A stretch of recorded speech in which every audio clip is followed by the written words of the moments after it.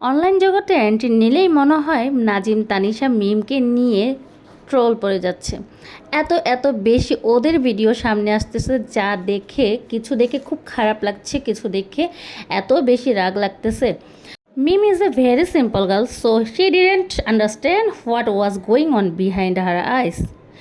মিম এতটাই সরল একটা মেয়ে ছিল যে সে বুঝতেই পারেনি যে তার চোখের আড়ালে তার প্রাণপ্রিয় বান্ধবী, তার হাজব্যান্ড কি করে যাচ্ছে। তবে আমি এই জিনিসটা বলবো যে যেটা আমার শুধুই আমার, এটার মধ্যে অন্য কারো হাত লাগুক এটাও আমি সহ্য করব না।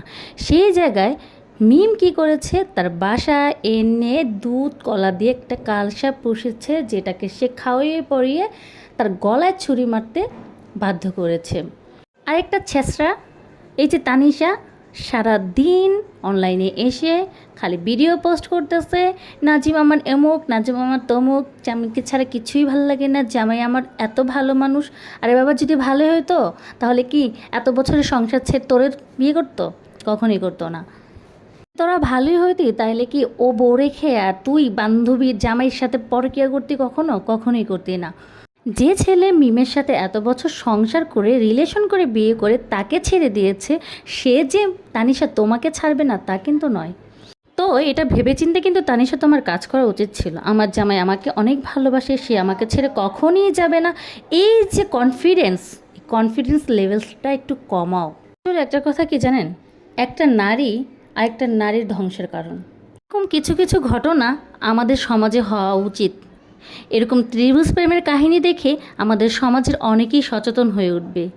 অনেকেই শিখবে যে পৃথিবীতে আপন বলতে কেউ নেই। যেখানে নিজের রক্ত সুযোগ পেলে বেইমানি করতে ছাড় দেয় না, সেখানে বান্ধবীকে, অন্যের ঘর থেকে আসা একটা মেয়ে বান্ধবী, যেখানে রক্তের কোনো সম্পর্ক নেই, সে একটা পুরুষের কাছে কিভাবে নিরাপদ থাকে।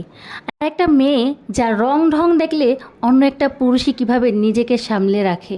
তো আমি সবাইকে বলবো, আমার নিজস্ব একটা অপিনিয়ন, যে তোমরা কোনো দিন কোনো পুরুষকে বিশ্বাস করে তোমাদের কোনো নারীকে এনে দিও না। কারণ পুরুষ কখনো এক নারীতে আসক্ত হয় না। কিছু ব্যতিক্রম থাকে, যে নারীর কাছে এরকম ব্যতিক্রম পুরুষ মিলে সে নারী ভাগ্যবতী। আর যে নারীর কাছে এরকম দুশ্চরিত্র পুরুষ আসে, সে নারীর জীবনটা বরবাদ হয়ে যায়। একটা পুরুষ যখন একটা নারীকে ডিভোর্স দিয়ে দেয়, একটা ডিভোর্স নারীর প্রতি পদে পদে কতটা কষ্ট পোহাতে হয়, প্রতি মুহূর্তে মানুষের কত কথা শুনতে হয়, যার ডিভোর্স হয়েছে সেই জানে। মিম, তুমি এখন যে সময়টা পার করতেছো সেই সময়টা আমরা বুঝি, কিন্তু তুমি যতই এগুলো কান্নাকাটি করে ওদের দেখাবা, ওরা ততটাই তোমাকে নিয়ে মজা করবে। তাই বলবো, you go ahead, if you shed a tear for this tricks they will have more fun sister. এই সমাজে কোনটা মুখ আর কোনটা মুখোশ বোঝা খুব টাফ। কোনটা মানুষ আর কোনটা মানুষরূপী একটা অমানুষ, সেটা বোঝা অনেক কষ্টের একটা কাজ। তাই বলবো, মানুষ আর অমানুষের পার্থক্য বুঝতে বুঝতে নিজের জীবনটা শেষ করে দিও না। নিজের স্বামী সংসারের মাঝখানে অন্য কোনো নারী এনো না। নারী এসে মিমের মতো তোমার আমার সংসারকে নষ্ট করে দিতে পারে।